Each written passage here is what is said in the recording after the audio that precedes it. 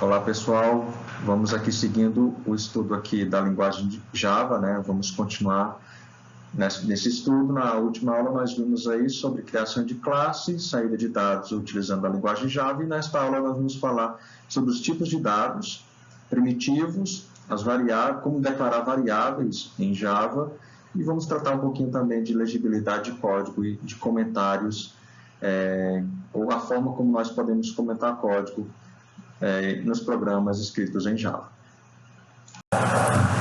Em relação aos tipos de dados e variáveis do Java, nós temos que ter atenção também, porque o Java é uma linguagem fortemente tipada. Como assim fortemente tipada? Todas as variáveis do Java têm um tipo de dado e elas devem, os valores dessas variáveis têm que obedecer ao tipo de dado informado. Tá? Então, em tempo de compilação já é verificado se o valor que é atribuído para uma determinada variável no código é compatível com o tipo de dado determinado por aquela variável, certo? Então, isso é bem rigoroso no Java. Então, uma introduçãozinha aqui em relação a isso, né? Aplicativos processam dados. Esses dados podem ser informados pelo usuário, podem ser gerados por cálculos internos no próprio programa e podem ser disponibilizados por outros aplicativos ou por um banco de dados, tá? De acordo com o que for passado, eu tenho que garantir que o valor correto seja passado para aquela variável. Como assim valor correto? O valor que aquele tipo de dado suporta, tá? E esses dados podem ser de diversos tipos, números inteiros ou decimais, valores lógicos, caracteres ou textos, documentos que são passados, né, também como entrada para o programa ou saída do programa. Então, nós temos essas várias possibilidades aí de informações. Esses dados precisam ser registrados na memória para seu posterior processamento. Né? Por exemplo, pode solicitar 2 números inteiros ao usuário para calcular soma, média, divisão, subtração, etc. Fazer alguma operação com esses valores. Então, para manter esses dados temporariamente guardados para uso pelo computador, esses dados precisam ser colocados na memória, e esses dados são colocados na memória a partir de variáveis que o Java determina. O que é uma variável? O que são as variáveis? As variáveis representam uma posição ou espaço na memória do computador para armazenamento de valores e para facilitar o acesso posterior pelo programa. Em vez de eu ter um endereço e acessar diretamente o endereço, eu precisar conhecer o endereço onde está um determinado valor, eu acesso esse local através da variável. É a variável que vai saber o local exato na memória do computador onde vai estar o valor que eu guardei. São elementos, as variáveis são elementos definidos pelo programador, as variáveis, elementos definidos pelo programador que permitem o registro e acesso de um valor na memória, tá? E cada valor cada variável vai ter o tipo de dado, e de acordo com o tipo de dado já vai saber qual a quantidade de espaço ou de endereços necessários para guardar aquele valor que eu especifiquei. O tipo inteiro tem um tamanho, ponto flutuante tem outro tamanho, um long tem outro tamanho, então assim por diante. E aí nós vamos também, pessoal, com o Java, poder guardar objetos na memória. E esses objetos vão ser referenciados por uma variável. Tá? E aí em outra aula nós vamos falar um pouco mais sobre isso também. Então nós vamos ter variáveis que vão acessar objetos que estão na memória do computador. Ok? A linguagem Java define os tipos de dados com base nas características dos dados que devem ser processados. Tá? Então, em relação à nomenclatura, como já foi dito também nesta videoaula, usa-se a notação camelo, e para diferenciar do nome das classes, eu inicio o nome de uma variável com letra minúscula, e aí a cada palavra que compor o nome da variável, eu coloco a letra maiúscula para separar das demais palavras. Por exemplo, preço da mercadoria, nota da primeira etapa, o valor total. Então, são nomes de variáveis válidas aqui para o Java, e a convenção diz que eu inicio com letra minúscula. Então aqui um exemplozinho, né? Eu tenho uma classe aqui chamada adição, veja que eu iniciei o nome da classe com letra maiúscula, e dentro do método main foram declaradas aqui 3 variáveis: a variável x, a variável y e a variável resultado. A variável x é do tipo int, é um inteiro, então Java define para inteiros o tipo int. O y também é do tipo int, e o resultado também do tipo int. Eu posso inicializar o valor de uma variável com um operador de atribuição igual, tá? O igual é o operador de atribuição. E aí eu estou dizendo aqui, que o valor é 10. O que acontece? X igual a 10 diz, o valor que está à direita do operador de atribuição vai ser armazenado pela variável que está à esquerda, a variável x, que representa um local de memória onde o valor 10 será guardado. Do mesmo jeito aqui o y vai receber o valor 20, ou seja, vai armazenar o valor 20 em uma determinada posição da memória. Veja que essa expressão aqui termina com ponto e vírgula.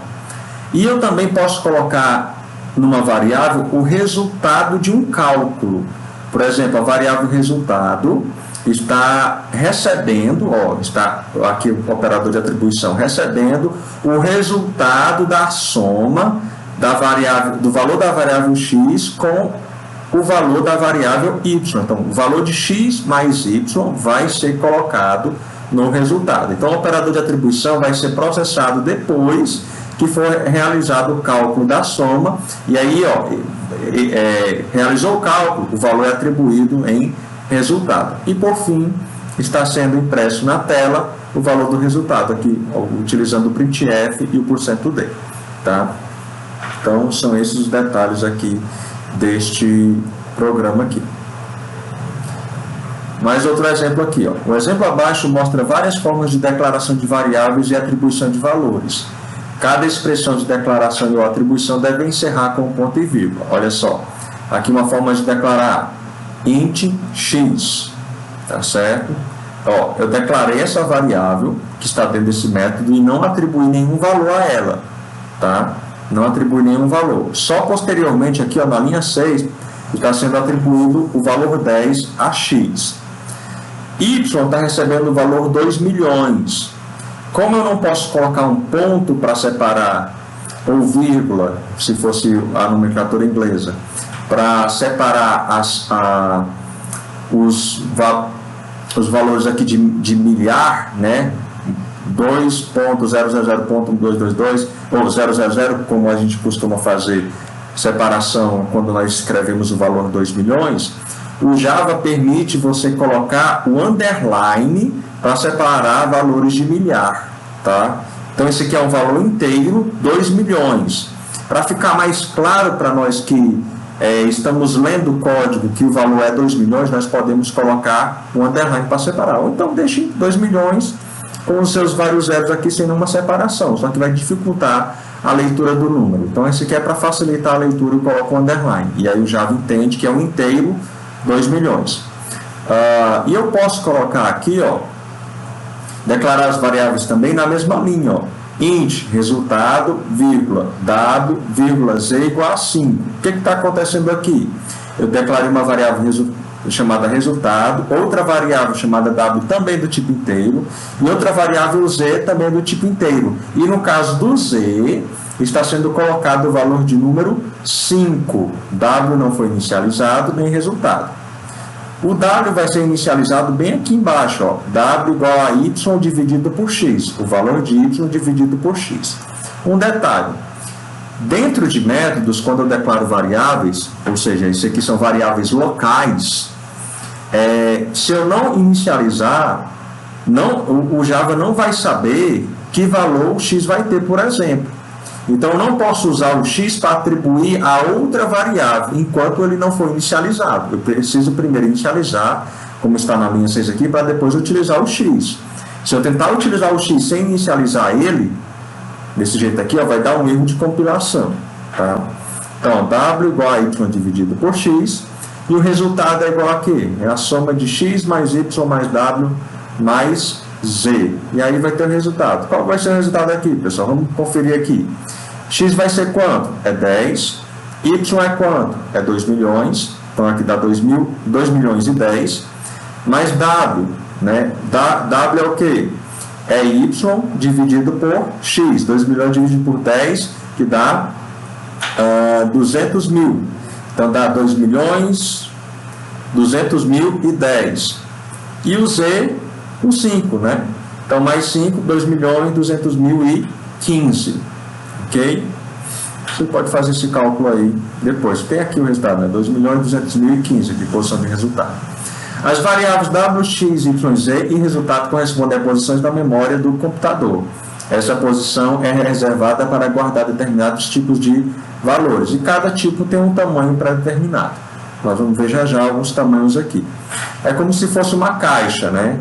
Onde que guarda apenas determinados tipos de mercadorias de acordo com aquilo que foi especificado, e ele tem uma capacidade máxima.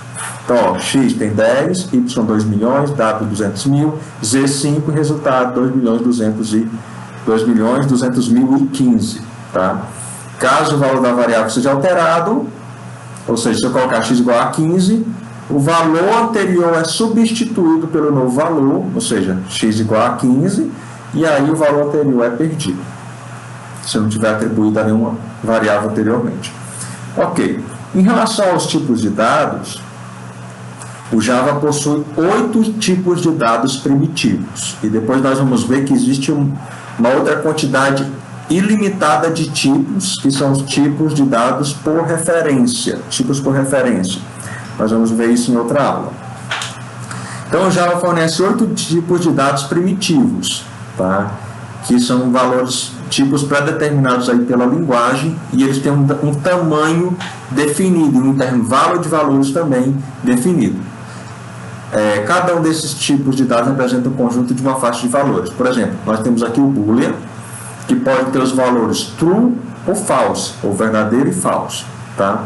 Nós temos o tipo de dado char, que pode ser qualquer caractere da tabela Unicode. Por exemplo, eu posso colocar o valor A, 5, ou um traço, um cifrão, mas eu tenho que colocar esse valor entre aspas simples, né, o valor literal do char. O tipo byte, que pode ter qualquer valor inteiro entre menos 28 e mais 27, né? Eu tenho o tipo inteiro short também, tipo short, que pode ser qualquer valor entre menos 32.768 e mais 32.767. O tipo int, que pode ser qualquer inteiro entre menos 2 elevado a 31 e 2 elevado a 31 menos 1. O tipo long, que é um inteiro maior, de 64 posições, 64 bits, que pode ter um inteiro, pode ser qualquer inteiro entre menos 2 elevado a 63 e 2 elevado a 63 menos 1. Eu tenho um tipo de ponto flutuante float, que é um ponto flutuante de 32 bits, e o double, que é um ponto flutuante de 64 bits, que é quase o dobro do tamanho. Os valores de double são quase o dobro, né, de float, né, o valor máximo aí de double. Aí aqui um intervalo, né, aqui um detalhe maior aqui dos tipos de dados que vocês podem consultar no livro, né, ou aí na internet também tem essas informações do tipo de dado, o tamanho em bits, os valores, né, mais precisos, de forma mais precisa, e qual é o padrão utilizado para esse tipo de dado. Em relação ao tamanho em bits, só para exemplificar aqui, ó, o Boolean, né, a sua representação de Boolean é específica a JVM em cada plataforma, em cada sistema operacional, então não tem um tamanho definido aqui em bits. No caso do char, são 16 bits, byte, 8 bits, ou byte, né, short, 16 bits, int, 32 bits, long, 64 bits, float, 32 bits, e o double, 64 bits. Ok? Em relação aos tipos de dados, não é possível mudar o tipo de dado de uma variável durante a execução do programa. Se eu declarei inicialmente como float, eu não vou poder mudar para char, ou para double, né? Isso significa que o Java é uma linguagem fortemente tipada. No caso do JavaScript, né, a gente não define tipos para ela, então é uma linguagem que não define tipos, então não é tipada. E tem outras linguagens de programação, como o Basic, por exemplo, que a gente até define tipos, mas ela não é fortemente tipada. A gente pode mudar o tipo de dado ao longo do programa, certo? E outras formas de definição de tipos de dados são tipos de dados definidos pelo programador, que eu falei para vocês, né? Uma forma ilimitada de definir tipos. As classes que nós criamos são tipos de dados. Nós também vamos poder definir enumerações e interfaces, que também serão tipos de dados que nós poderemos utilizar para declarar variáveis. Tá? Ok, em relação a tipo de dado, é isso, e vocês podem estudar mais. E aí vamos tratar um pouquinho de legibilidade de código, pessoal. Importantíssimo a forma como nós escrevemos o nosso código. Nós precisamos escrever códigos legíveis, que se nós passarmos para outro programador, o outro programador não vai ter dificuldade de ler o código, tá? Um código mal escrito, né, mal organizado, é muito difícil de ler. Então, assim como nós precisamos escrever um texto de forma natural, utilizando parágrafos, pontuação adequada, sem borradeira, né? Para poder a gente ler um texto de forma adequada, compreender a leitura, o texto durante a leitura, da mesma forma o programa tem que ser escrito de uma forma que um outro programador possa ler com tranquilidade aquele programa. Então, para uma boa legibilidade dos programas, nós precisamos estruturar o código com indentação. Como assim? Desta forma aqui, ó. Olha só, declarei uma classe, abri chave e fechei a chave. O fechamento da chave da classe está alinhado, e o NetBeans aqui, ó, esse aqui é um exemplo aqui com o NetBeans, ele ajuda a gente aqui, ó, no tracejado, com esse tracejado aqui, ó. O final da chave da classe, ó, fica alinhado com o início da declaração da classe, ó. O próximo código que está dentro da classe, eu dou uma tabulação, no caso aqui é o método main, ó, e está alinhado, ao abrir a chave, e o fechamento da chave do método main está alinhado com o início da declaração do método main, e não está lá no início da linha, ou lá mais para frente, está organizado para eu compreender o código. O corpo do método main, e também eu dei uma indentação, ó, não coloquei o int x no início da linha 3, no meio da linha, lá na frente, não, ó, dei uma tabulação, assim que eu dei um enter aqui, ó, no método main, para todo o código do main ficar devidamente alinhado e eu saber que tudo isso aqui, ó, da linha 3 à linha 9, faz parte do método main. Se você escrever aqui no início da linha, o computador vai entender que o x igual a 10, se você colocar no início da linha, pertence ao método main. Mas um programador, uma outra pessoa que for ler, vai ter dificuldade de fazer a leitura desse código, tá? Outro padrãozinho que a gente utiliza aqui, ó, dá um espaço depois da vírgula. Depois da vírgula, dá um espaço para a próxima coisa que você colocar. O operador de atribuição, coloca um espaçozinho antes e depois do operador de atribuição para ficar legível a leitura. Então, são coisinhas, né, que facilitam a legibilidade do código, tá? Então, outras coisinhas, né? Então, ó, indentação, usar a tabulação e recuo de forma adequada, dar nome significativo para os identificadores, tá bom? Eu coloquei aqui x, y, z, mas isso aqui não é muito claro, né? Tem que os nomes das variáveis tem que ser do tipo resultado, adição, né, nome da classe, tem que ser nome que diz realmente o que significa aquela variável, tá? Como o Java não tem problema com tamanho de variável e também não tem problema com, hoje em dia nós não temos problema com memória como tinha antigamente, você pode, não tenha medo de dar um nome adequado à variável, tá certo? Antigamente usava muita letra para dar nomes de variáveis por causa da capacidade finita, ou muito pequena, né, na verdade, das memórias antigamente. Hoje em dia nós não temos tanto problema assim. Claro que você vai ter que ter cuidado para fazer um código que não consuma muita memória, mas não faça isso com os identificadores, tá bom? De nome significativo. Use linhas em branco quando perceber a necessidade de destacar estruturas. Utilize caracteres de espaço para destacar os operadores numa expressão. Utilize caracteres de espaço após as vírgulas para destacar parâmetros e variáveis.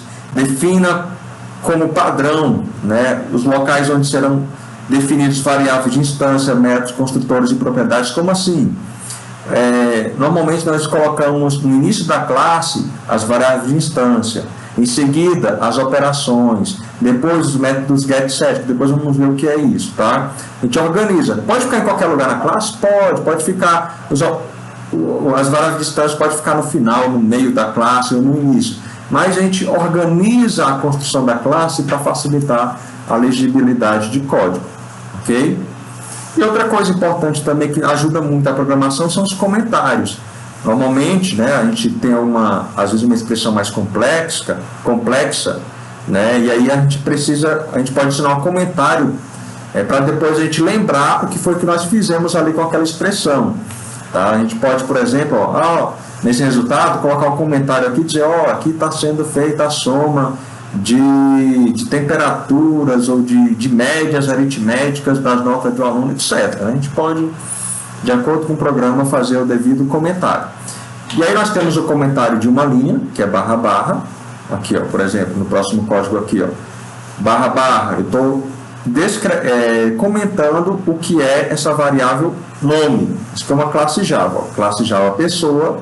No início aqui eu estou declarando variável de instância, nós vamos ver isso mais na frente, um pouquinho, tá?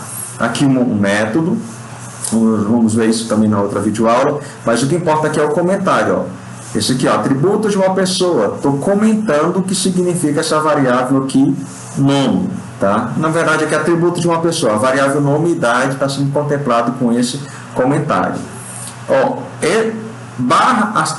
Asterisco barra é um comentário de várias linhas, eu posso colocar uma descrição aqui em várias linhas, ou um código em várias linhas, entre asterisco, barra, e isso aqui o compilador vai ignorar, porque é um comentário para que um ser humano possa compreender alguma coisa, tá?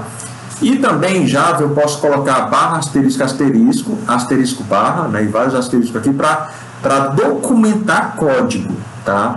E quando eu coloco um comentário desse jeito aqui, tem uma ferramenta em Java que pode gerar um HTML, uma página HTML que descreve os componentes de uma classe a partir desses comentários, tá? Então isso aqui é útil para documentação em Java, quando eu uso asterisco, barra. No caso aqui eu estou documentando essa classe, dizendo que ela define as características e comportamentos de um ser humano, essa classe pessoa.